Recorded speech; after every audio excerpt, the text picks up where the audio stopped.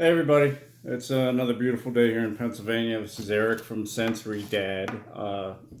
Just wanted to talk to you guys about something that's really come to light on a bunch of posts lately, and it's an issue we've all dealt with. I got to tell you, the fact that oh, my dog wants to play, but I want to talk to you about toxic family members or toxic people in your inner circle. With your kids that don't believe in sensory processing disorder or autism, or just think that maybe you're not parenting right or parenting like they want you to.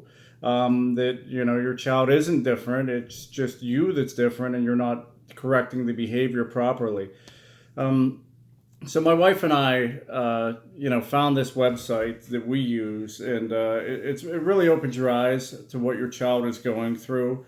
Understood.org. So if you go on this understood.org, this is something you could possibly show those family members or people that are challenging you in your parental role, and not really, realizing that this is not a lack of ability on your part, or just a lack of parenting skills. This is something within your child that is a developmental delay that is going to take time to fix. It just has to be realized that it's going to take a lot of work by a lot of people to get through, some of these issues. So on understood.org, the great thing about there's a family tab, and then you can go to through your child's eyes. And this will do a multi-sensory type of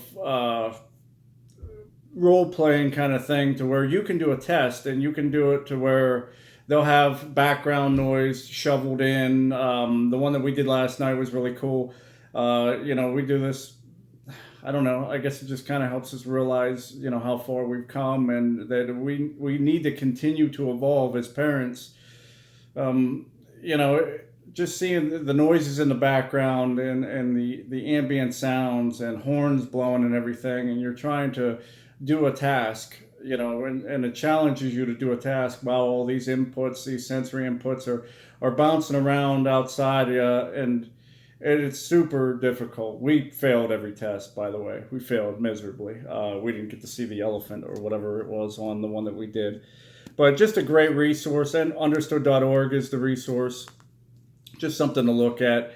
The first thing, along those lines, with these family members or people in your life that are challenging you, and sometimes it's the old school mentality of a good butt whooping will cure problems. Well, you need to confront these people and educate them on the topic. And if they're resistant to the education, and they don't want to become an integral part of your team, we isolated. We really did. We cut a lot of toxic, behavior out from exterior resources. And the reason is, at that young age, kids are so impressionable.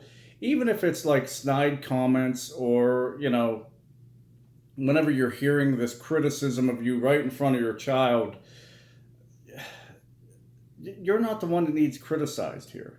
Neither is the child. We need to be constructive. We need to be, building each other up, not, tearing each other down. And any kind of negativity like that, I know that negative reinforcement, we tried like heck with negative reinforcement with my son Leo, and it had a direct correlation to more meltdowns and resistance to the therapies, and the strategies that we were trying to implement for him. And so we went to positive, and we found the positive spin on basically everything. And your family has to buy into this. In-laws, whoever it is, they have to really buy into the program that you're trying.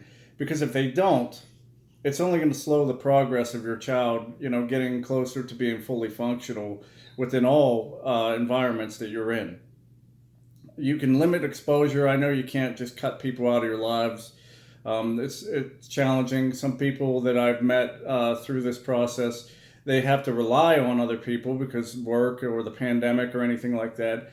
So, in that case, if you can limit the exposure, and just continue to chip away at that negative mentality, it's going to be really good, reflections on your child by having that. The last case, would be, and it's tough to talk about. It's tough to talk about, when you love somebody and they're trying to help, but they're not doing it in a constructive way. You have to set ground rules or parameters for your relationship, and that's a tough conversation to have. I understand that, guys.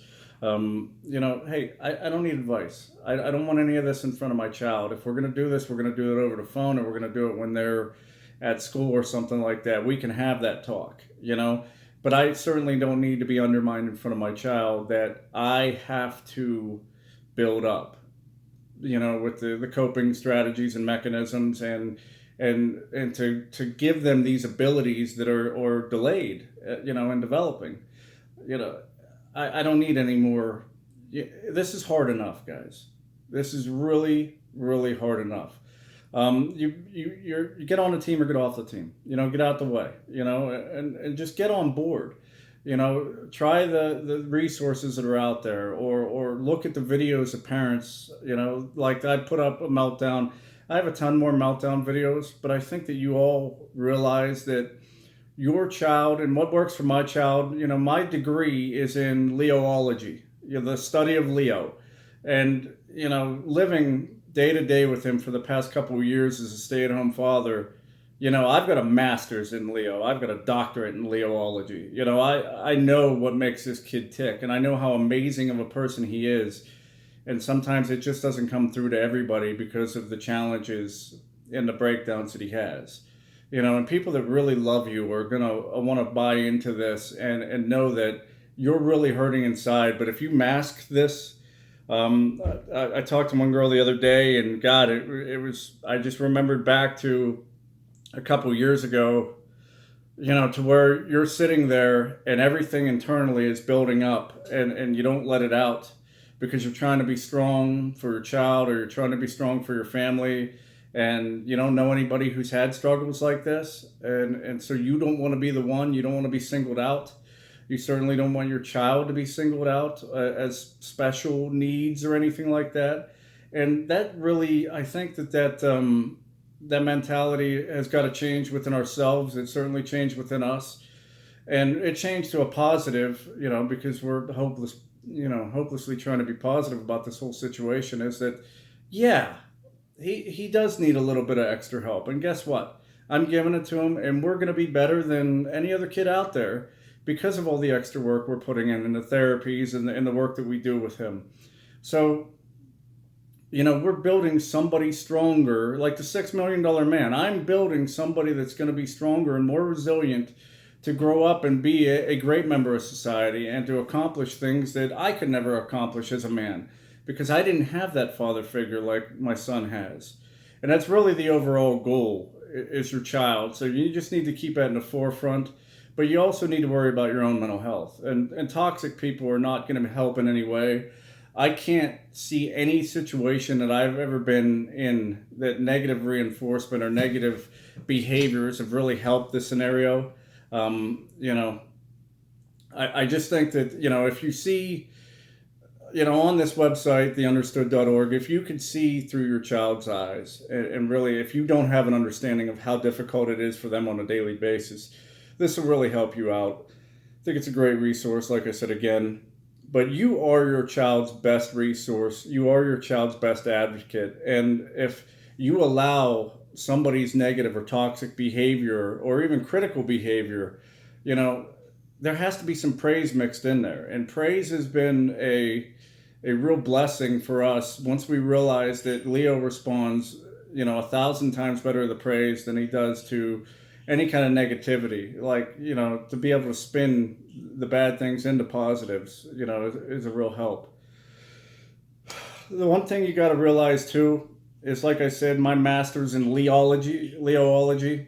I know what's best for my child. And a lot of the things I'm pitching to you guys might not work. Certainly a lot of the things that were pitched to us didn't work, but through the process of all this, everybody working the program, everybody working as a team to get to the same solutions, what it did was we could find ways that, maybe the grip on the pencil thing whenever he was doing his therapy for writing, or tying his shoes or whatever, and finger strength and all the different things, we were able to adapt.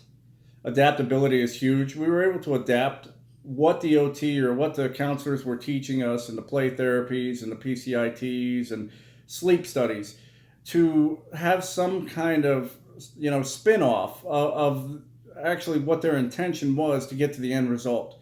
So, it doesn't always have to be, X, Y, and Z, or 1 plus 2, equals 3. It doesn't always have to be that. You can do roundabout ways to where your child is going to be a lot more responsive because you know the behaviors of your child, you know your child's heart, and you can feel, when they're zoning out and they're not buying into something, and you can, make it your own. It really, I talked to a lady the other day that, they had to do the virtual OT and counseling sessions because of the COVID, and the pandemic and everything. So her child plays and thinks that it's time to, play with the computer and all that and won't pay attention to anything. And what I would say in these cases is what we had to do a lot of times is Leo was not receptive to OT a lot of times. Like he would just have complete breakdowns, and our OT, who is great, would come out and say, listen, we didn't really get a lot done because it was just a day. You know what I mean? It was just a day, and you got to understand that everybody's going to have their hell. I'm 43 years old. I still have my days and times to where I'm not receptive to my wife or the other, the kids or anything, work related. So just be flexible. Just be have that adaptation ability in you to I know that this didn't work, but the end goal, we'll figure it out. We'll get some kind of adaptation of the intended process to go ahead and get to where we need to be, as a person here with any kind of coping strategies or even physical and mental skills that we need to get. So another thing you got to realize is, family members, you have to impress upon them. This is a fluid situation. It is ever changing. From sometimes it seems like it's minute to minute. Sometimes it seems like day to day. What works today might not work tomorrow. And everybody who thinks that they find a solution, they don't want to face failure whenever it doesn't work the next time. I wish that it was static. I wish that I could check off a list in my son and hey, now I got to figure it out. So if his socks are bothering him, we just put the TENS unit on his feet again, or we just get different socks, and boom, it's problem solved. Well, it doesn't happen. It might be 3 or 4 different kinds of socks. It might be that day we're wearing flip flops. And it could be that day we're going to try Crocs instead of tie shoes or Velcro shoes. Be open to not latching on to hope on every little incremental decision you make, because you have to be fluid. You have to be ever evolving in this scenario here. Another thing, just make sure that you surround yourself with the right people. You make sure that you impress upon them that your child is different and how they're different.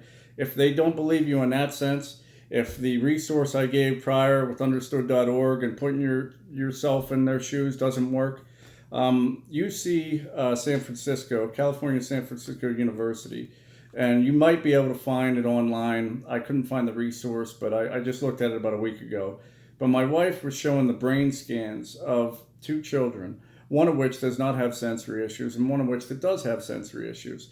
And they actually did the MRI scans to prove that the cognitive, or whatever you call it, I'm not a scientist, but whenever the brain is firing during these exercises, the neural pathways are in fact completely different for a child, with sensory issues and a child without sensory issues. And these are the pathways we're developing through this positive behavior and therapies and all this work with friends and family in our inner circle. And if they can't see that from a brain scan, you have to realize we are all different. Every one of our children is going to be different in this process, guys. And I just hope that anything that I'm putting up here, maybe you take a spin off of something we're doing. You don't have to do exactly what I'm doing, but maybe you get a spin off of it, and a little variation off of what I'm doing or what I'm trying that I've succeeded with, and changing my child. And it can help you guys, because that's the ultimate goal. That's why I'm doing this. My whole thing is to hopefully our experience takes away some of the pain and struggles, and you don't have to go through what we went through. Thanks. Again, thanks for subscribing and all the positive feedback I've gotten off of this, liking the videos and subscribers. It's been great to see that it has helped some people. So I just hope to continue doing that for you guys. All right. Thanks a lot.